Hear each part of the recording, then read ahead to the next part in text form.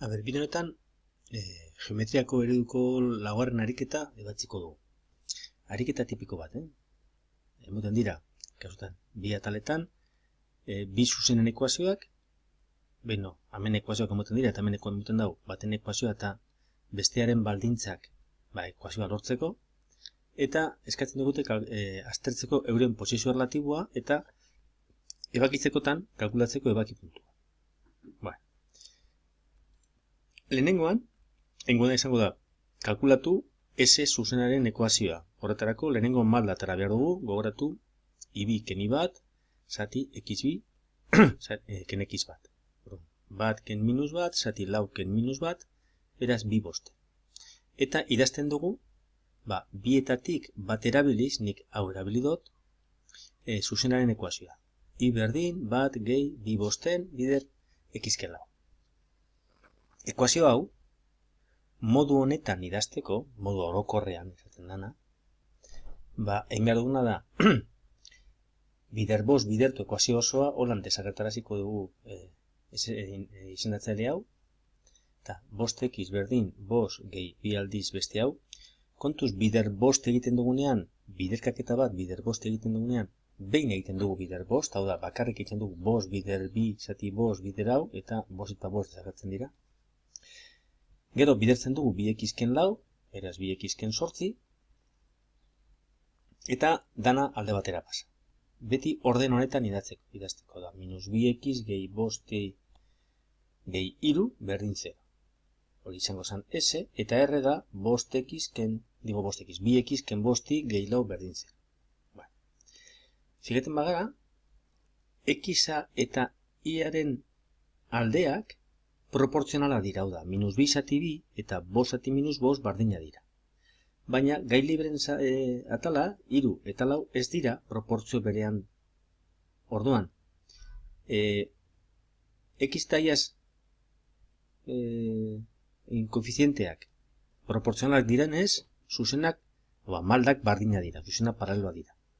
Eta, gai libren atala ez denez proportzio berean egoten, zuzena dira paraleloak eta desberdinak. Ez dira ebakitzen, orduan ebaki punturik izan egongo.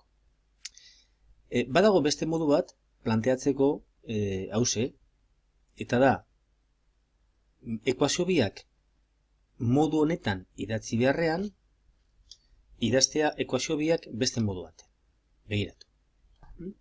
Hau da, kasu bietan bakandu i. Goian, geratuko da, bi x gehi lau berdin bosti, beraz i izango da, bi x zati bost gehi lau bosten.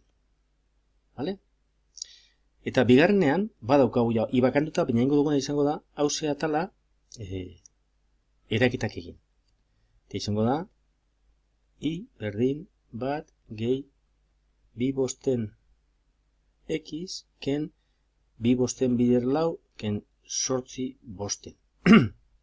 Bi hauek elkartuko ditugu eta geratuko da.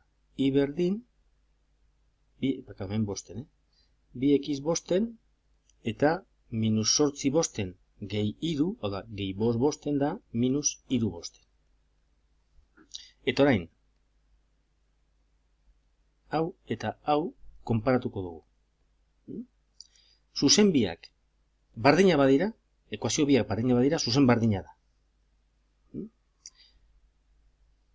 Ekuazio bietan x-aren zatia bardina badauke, baina bestea, hau da, ordenato jatorrian desberdina badauke, malda bardina, baina ordenato jatorrian desberdina, zuzen bi hauek paraleloak dira, eta desberdina. Eta malda edo x-aren zatiak espadira bardinak, zuzen bi horiek ebakin egiten dira. Orain joko dugu bigarren atalera.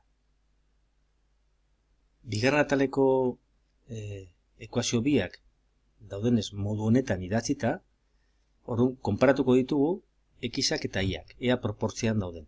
Ditzen dugu minus bi zati bat, eta bost zati minus iru.